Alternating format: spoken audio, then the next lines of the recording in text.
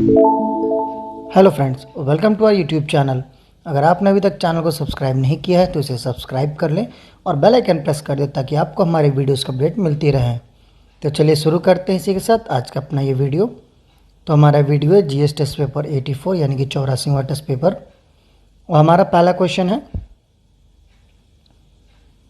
Which of the following statement is or are not correct about the recently launch repurpose used cooking oil रूको।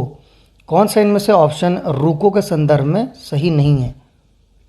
पहला है, it aims to convert the used cooking oil into biodiesel, यानी कि जो हमारे घरों में तेल हैं जो इस्तेमाल किए जाते हैं तो इस्तेमाल होने के बाद जो बच जाता है यूज्ड ऑयल होता है उसको बायोडीजल में कन्वर्ट करने का इसका मुख्य उद्देश्य है। दूसरा, as per the FSSAI norms edible oil should not be use more than one time for frying, यानी FSSAI के मुताबिक जो हमारा तेल है उसको एक बार से ज़्यादा इस्तेमाल नहीं किया जाना चाहिए।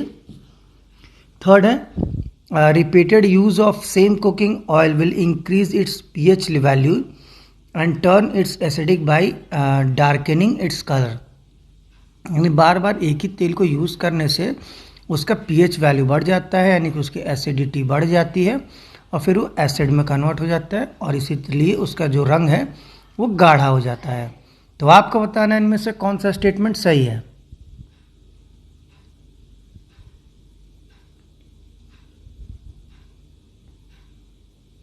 तो उसका सही आंसर है बी, 2 and 3 ओनली, यानी कि पहला वाला गलत है। सॉरी, बी 2 and 3 ये गलत है, पहला वाला सही, क्योंकि क्वेश्चन ये कह रहा था कि कौन सा सही नहीं है ये बताना था, तो सिर्फ पहला सही है, बाकी के 2 और 3 गलत हैं।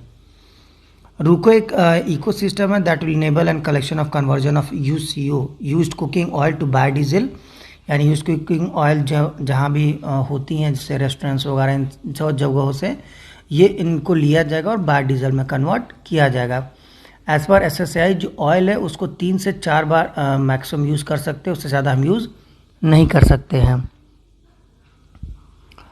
लास्ट है, repeated usage of same cooking oil will increase its pH value and turn it's basic. तो बार बार यूज़ करने से उसका pH वैल्यू बढ़ जाता है। बढ़ने का मतलब बेसिक्स बढ़ता है, ना कि एसिड। एसिड तब होगा जब pH वैल्यू कम होगी, क्योंकि एसिड क्या होती है 7 से अंदर की तरफ होती है और 7 के बाहर 8, 9, 10 ये हमारे बेसिस में आते हैं, तो इसलिए बेसिस होता है। तो चलिए इसी के साथ अगले क्वेश्चन की तरफ बढ़ते हैं। The purpose of system unit is to enable a worldwide uniform acceptance for measurements। जो एक हमारा पर्पस है सिस्टम यूनिट का, उसका ये कि वर्ल्ड वाइड जो मेजरमेंट है मापने वाली जो यूनिट्स होती है वो सेम हो almost. Recently India had adopted a global resolution to redefine the measurement for kilogram. हाल ही में इंडिया ने किलोग्राम को रीडिफाइन करने के लिए एक मोशन अपनाया है, मतलब एक तरह से आगे इनिशिएटिव लिया है। Consider the following statement about the new definition adopted for kilogram. तो न्यू किलोग्राम के जो डेफिनेशन है किलोग्राम का, तो उसके अकॉर्डिंग 3 ऑप्शन है, आपको बताना कौन सा सही है। Cable balance will be use to measure the mass of an object, यानी कि केबल बैलेंस होता है, केबल इसको यूज़ किया जाएगा किसी भी ऑब्जेक्ट के मास को मेज़र करने के लिए। सेकंड है, value will be expressed in Planck's constant by relating the weight into electrical current, यानी जो वैल्यूज़ होंगी वो इन प्लैंक्स कांस्टेंट होंगी, यानी कि लगातार होंगी, और जो वेट होगा वो electric current relating the weight into electric, और जो वेट होंगे उसको इलेक्ट्रिक करंट के कंटेक्स्ट में भी मतलब कन्वर्ट करके मेजर करने के तरीके की एक तरह से यूज़ किया जाएगा। थर्ड है, it will change the measurement in our day to day life from grocery shop to industries, और यही मेजरमेंट हमारी दिनचर्या जो हम डे टू डे किलोग्राम्स को समझते हैं उसको भी ये बदल देगा। तो आपको बताने में से कौन सा स्टेटमेंट सही है।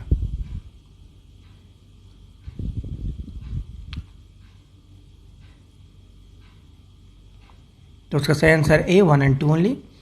थर्ड वाला गलत है, ये किसी तरीके का चेंज हमारे डे टू डे लाइफ में नहीं आएगा, चाहे ग्रोसरी हो या फिर इंडस्ट्रीज हो। तो चलिए इसी के साथ अगले क्वेश्चन की तरफ बढ़ते हैं। Consider the following statement regarding national security act. NSA के संदर्भ में 2 स्टेटमेंट है। पहला है, an individual can be detain without a charge for up to 12 months under NSA. कोई भी व्यक्ति बिना किसी चार्ज के 12 महीने तक एनएसए के अंडर डिटेन यानी कि बंदी रखा जा सकता है। सेकेंड है, the individual need not to be informed of the charges for 10 days under NSA. और जो भी आदमी अरेस्ट होगा इसके अंडर उसको चार्जेस नहीं बताए जाएंगे, ज़रूरी नहीं है उनको बताना कि हमने उनको गिरफ्तार क्यों किया हुआ है।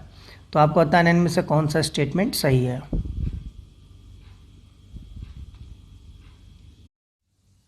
तो उसका सही आंसर है सी, बोथ 1 and 2। ये थोड़ा सा आंसर हमारा गलत हो गया, नीदर 1 nor 2 नहीं है, मतलब कि दोनों सही है एनएसए के regarding. The detained individual can appeal before a high court. जो भी आदमी अगर डिटेन्ड होता है, उसको गिरफ्तार किया जाता है, तो हाई कोर्ट में अपील कर सकता है, but is not allowed a lawyer during the trial. लेकिन उसको ट्रायल के दौरान किसी भी तरीके के लॉयर नहीं दिया जाएगा। Also, the individual can be put under preventive detention for the month if authorities are satisfied that she is a threat to the national security or law and order।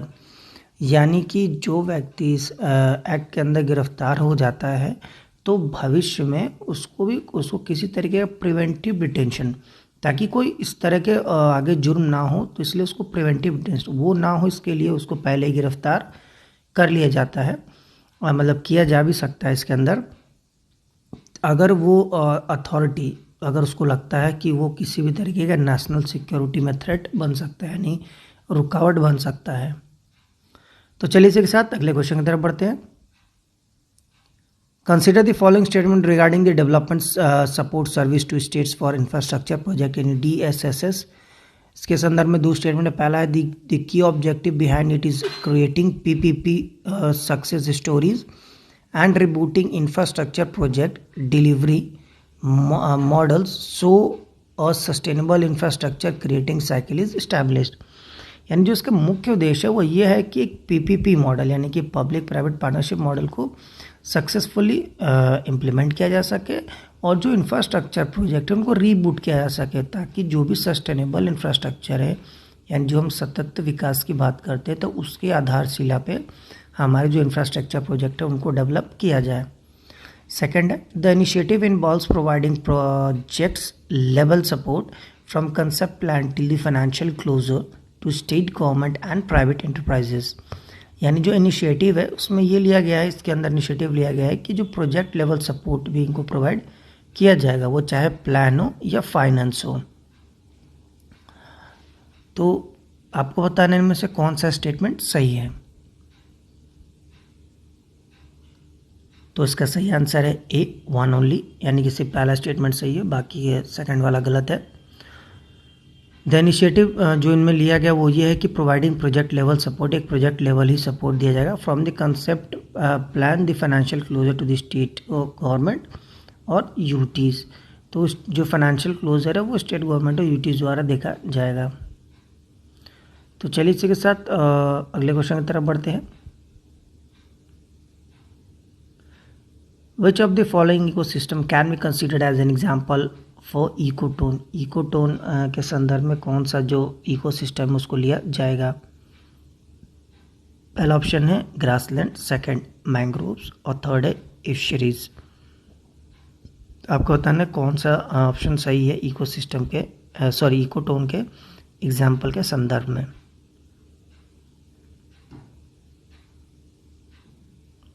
तो उसका सही आंसर है C, 1, 2 and 3, यानी कि तीनों statement सही है, तीनों ही इकोटोन में आती हैं। इकोटोन वो जगह होता है जहाँ दो अलग अलग जो हमारी इकोसिस्टम है वो आके मिलती हैं, उसी रीजन को हम, उस जोन को हम क्या बोलते हैं, इकोटोन। तो चलिए अगले क्वेश्चन की तरफ बढ़ते हैं। Consider the following statement regarding the crystal award. Crystal award के संदर्भ में स्टेटमेंट आपको बताना है कौन सा सही है। The award recognize as well as celebrities the achievement of leading artist and cultural figure who leadership inspire inclusive and sustainable change. यानी ये अवार्ड उनको दिया जाता है उन सेलिब्रिटीज़ को जिन्होंने लीडिंग आर्टिस्ट के तौर पे या कल्चरल फिगर के तौर पे कोई बहुत बड़ी उपलब्धि हासिल की हो और साथ ही साथ उन्होंने एक सतत जो चेंज होता है, विकास डेवलपमेंट होता है, उसको उन्होंने आगे बढ़ाया हो, उसमें लीडरशिप किया हो। सेकंड है the award launched by the UNESCO, और जो ये अवार्ड है इसको यूनेस्को द्वारा दिया जाता है। तो आपको बताना है इनमें से कौन सा स्टेटमेंट सही है। तो उसका सही आंसर है ए, वन ओनली। सेकंड वाला गलत है। ये यूनेस्को द्वारा नहीं बल्कि वर्ल्ड आर्ट फोरम द्वारा दिया जाता है, सॉरी वर्ल्ड इकोनॉमिक फोरम द्वारा एनुअली दिया जाता है, और उसको होस्ट जो करता है वो वर्ल्ड आर्ट फोरम है। तो ये वर्ल्ड इकोनॉमिक फोरम की एक एनुअल अवार्ड है, सो उसको जरा ध्यान से पढ़ लीजिएगा, काफ़ी इंपॉर्टेंट है। तो चलिए अगले क्वेश्चन की तरफ बढ़ते हैं। With reference to head to the Gram Nyayalaya consider the following statement. Gram Nyayalaya के संदर्भ में कुछ स्टेटमेंट आपको बताना है कौन सा सही है। दी न्यायाधिकारीज who will preside over the Gram Nyayalaya are strictly judicial officer, यानी जो न्यायाधिकारी होते हैं ग्राम न्यायालय में वो जुडिशियल ऑफिसर ही होंगे। सेकंड है he shall be appointed by the governor with the consultation of this concerned high court, यानी जो न्यायालय के न्यायाधिकारी होंगे वो गवर्नर द्वारा अपॉइंट किए जाएंगे हाई कोर्ट से राय लेके, उनकी सहमति के से कि ऐसा अपॉइंटमेंट किया जाएगा। तो आपको बताना है कौन सा स्टेटमेंट सही है न्यायालय अधिकारी के संदर्भ में, ग्राम न्यायालय के संदर्भ में।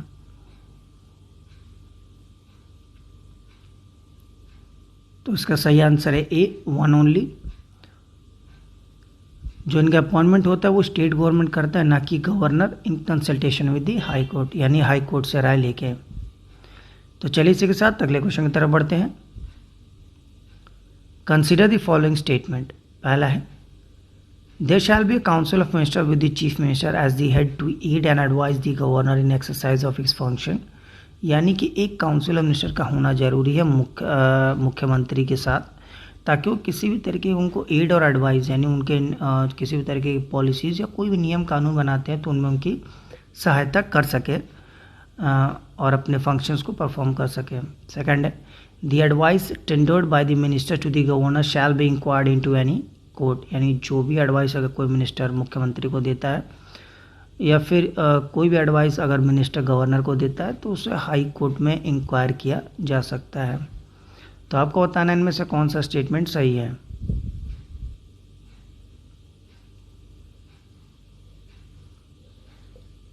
तो इसका सही आंसर है वन ओनली, यानी कि सेकंड वाला गलत है, ये किसी भी कोर्ट में इंक्वायर नहीं हो सकता है। तो चलिए इसी के साथ अगले क्वेश्चन की तरफ बढ़ते हैं। Which one of the following countries shall the longest land frontier with India, कौन सा देश है जिसके जो बॉर्डर है वो सबसे ज़्यादा इंडिया के साथ है। तो आपका ऑप्शन है बांग्लादेश, बी चाइना, सी पाकिस्तान और डी म्यांमार।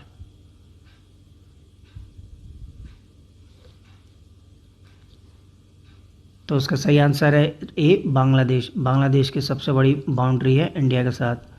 उसके बाद चाइना है, फिर पाकिस्तान, फिर नेपाल, म्यांमार, भूटान और तब अफगानिस्तान। तो चलिए इसी के साथ अगले क्वेश्चन की तरफ बढ़ते हैं। Consider the following statement. पहला है the Karbi Anglong and Meghalaya plateau are the extension of peninsular block of India, यानी जो कार्बी आंगलोंग है जो मेघालय का जो हमारा पूर्वी हिस्सा जो निचले की तरफ आता है वहाँ पे कार्बी आंगलोंग है, ये एक ऑटोनमस डिस्ट्रिक्ट है। तो अब मेघालय प्लेटू ये दोनों पेनिनसुलर ब्लॉक के हिस्से हैं। सेकंड है the peninsular India mostly consist of young mountain, यानी जो पेनिनसुलर इंडिया है उसमें ज़्यादातर नए पर्वत है। तो आपको बताना इनमें से कौन सा स्टेटमेंट सही है।